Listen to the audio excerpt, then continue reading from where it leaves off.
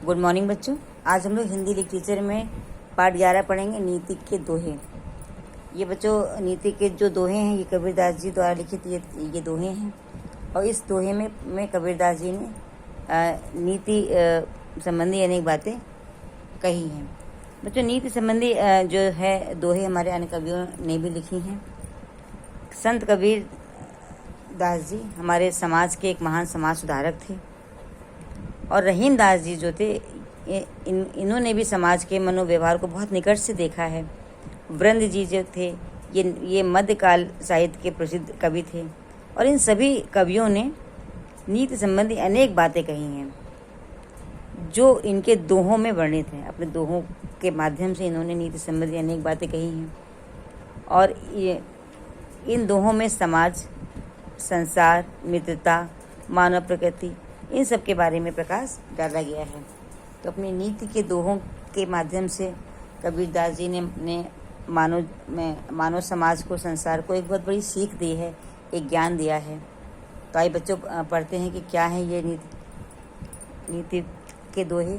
तो हमारा पहला दोहा है बच्चों कि जब तू आया जगत में लोग हंसे तो रोए, ऐसे करनी ना करो पीछे हंसे सब कोई। कबीरदास जी कहते हैं कि जब तुम पैदा हुए, यानी कि जब तुम इस संसार में तुम्हारा जन्म हुआ, तब तुम तो रो रहे थे, लेकिन लोग तुम्हें देख करके हंस रहे थे। अर्थात लोग खुशी हो रहे थे, आनंद मना रहे थे, उत्सव मना रहे थे। क्योंकि जब कोई बच्चा पैदा होता है तो घर वाले खुश होते हैं, आनंद मनाते हैं, खुशी मनाते हैं। इसी बात पर कबीरदास जी ने कहा है कि जब तुम इस दुनिया में आए, अर्थात जब तुम्हारा जन्म हुआ तो तुम तो रो रहे थे, लेकिन लोग खूब हंसे और लोगों ने खूब आनंद मनाया, तुम्हारे आने की खुशियाँ मनाई। तो ऐसी करनी ना करो पीछे हंसे सब कोई। तो इस समाज में, इस संसार में आकर तुम ऐसे कर्म मत करना कि तुम्हारे पीछे, अर्थात तुम्हारे जाने के बाद लोग तुम्हारी बुराई करें या तुम्हारे ऊपर हंसें। कहने का तात्पर्य कबीरदास जी का ये था कि इस संसार में आकर सदैव अच्छे कर्म करो, ताकि तुम्हारे जाने के बाद भी लोग तुम्हें याद रखें और लोग तुम्हारी प्रशंसा करें। और जाने के बाद आने पर जिस तरह तुम्हारे लिए हंसे थे, उसी तरह तुम्हारे जाने पर वो रोएं। तो इस कविता, इस दोहे के माध्यम से कबीरदास जी ने लोगों को संसार में आकर के अच्छा कर्म करने की सीख दी है। अच्छा कर्म करने के लिए कहा है कि जब तक जीवित रहें सदैव सत्कर्म करें और सदैव अच्छे कर्म करें। दूसरा बच्चों हम लोग का दोहा है कि आपन को न सराहिए पर निंदिए न नहीं कोई, चढ़ना लंबा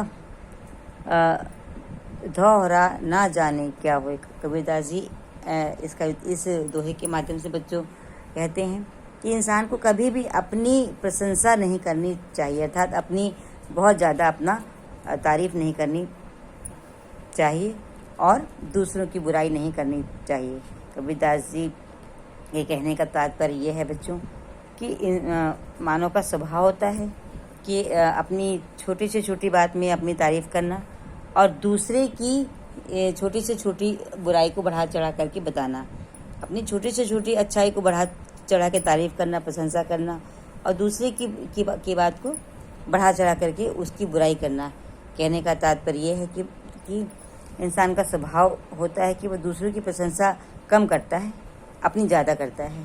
तो इसी बात पर कबीरदास जी ने कहा है कि अपनी प्रशंसा मत करिए ज़्यादा और दूसरों की निंदा मत करिए, क्योंकि चढ़ना लंबा दोहरा ना जाने क्या होए।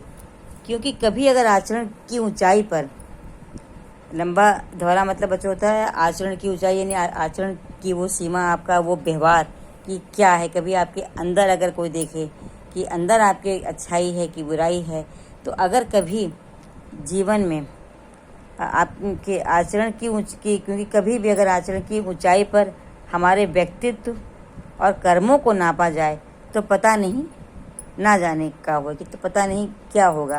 कहने का इस दोहे में के माध्यम से बच्चों कवि ने हमें ये सीख दी है कि हमें दूसरों की बुराई ढूंढ करके नहीं करनी है, और अपनी बात बात पर प्रशंसा नहीं करनी है, क्योंकि प्रत्येक इंसान के अंदर अच्छाई भी होती है और बुराई भी होती है।